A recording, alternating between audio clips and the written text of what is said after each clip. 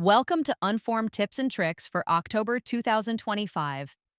This month, we will learn how UnForm can automatically process incoming customer purchase orders and transfer the information to your ERP. There are 3 PDFs attached to this email.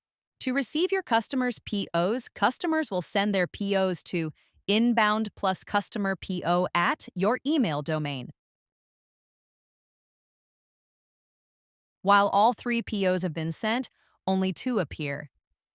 The third PO has been automatically processed. This is because auto processing has been turned on. The 2 other POs have ready check marks, and normally they too would have been processed. But looking at a blank field doesn't make for an interesting presentation.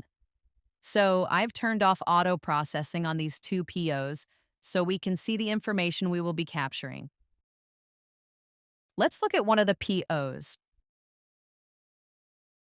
Here we can review the information that Image Manager has collected, such as customer name, the PO's date, the buyer's name, shipping information, subtotal, and total. On the PO, we see the 3 line items. Also, we can, if needed, collect relevant information from the terms and conditions. Clicking here will bring up a graphical display of the line item details. In this case, the description, quantities, unit price, and the net amount will, along with all of the other data, be sent to Accounts Receivable as either an XML or CSV file. Now, let's look at what happens if an error occurs. If I change the line total and save, we see the subtotals box is red. Moving the mouse over the box, you can read the error message.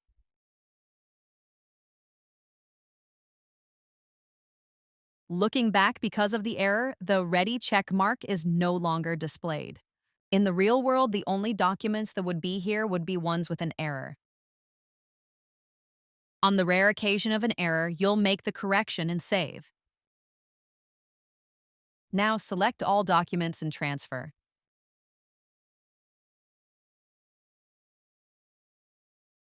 Lastly, you'll see confirmation that the data has been sent and the documents archived.